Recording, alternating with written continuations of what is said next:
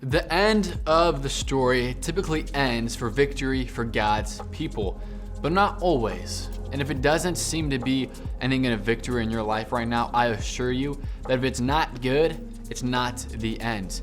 And how can Jay be so confident in this? Well, it's because I have faith and I believe in God. And I know what Jesus and God has said to us many years ago, and that's that He's gonna establish a new heaven and a new earth. He's gonna wipe away every tear from our eyes, and everything that hurts us and is painful will be no more. We'll finally be done with sin, we'll be done with temptation, and we'll be able to live with God in His eternal kingdom forever.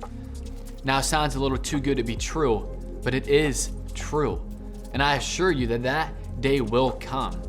And I know that in the moment where you're at, let's just say it's not really the best time for you.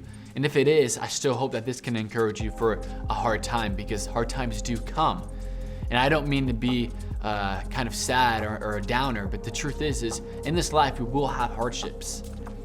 And I want to encourage you that God is the author of our lives, and He is writing our story. And sometimes in any story, there are challenges, there are unpleasant moments, and sometimes suffering. But in the end, God's people will walk out on the other side victorious. Suppose you were an author and you were writing a book about a hero, like in an adventurous book. In the beginning of that book, that person is not typically the hero yet. He's typically not ready to take on that final battle, to walk through that final step. And if the good guy were to fight the bad guy in the beginning of the book, he would probably lose. So my question to you as an author is, how do you get someone in the beginning of the book to be ready to win at the end of the book? How does a hero get there?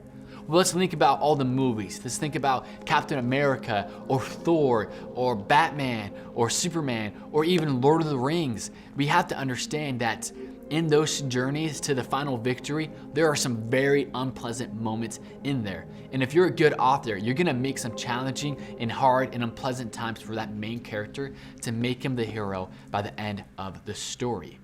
But with that thought in mind, it's the same thing in our lives. God is the author, remember, and He's writing out yours and mine story.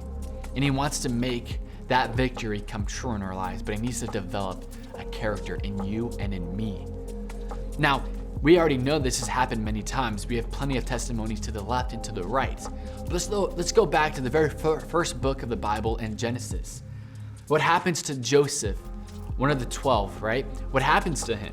He literally gets sold into slavery by his own brothers. He gets stripped away from his own family. He becomes a refugee. They throw him off way out there. And not only now is he a slave, but somehow he works up the ladder in the slave world. And then he gets banished to prison, being claimed for rape. I mean, and that didn't happen. So now a man who was sold into slavery, works up this ladder away from his family, now is in prison and is probably on death row. Now those seem like some challenging times, but God made a way, and Joseph became a high official, and because of his life and the journey he went through, he was a good leader. And in his good leadership, he ended up saving thousands from a famine so that nobody starved. Now, how does this happen?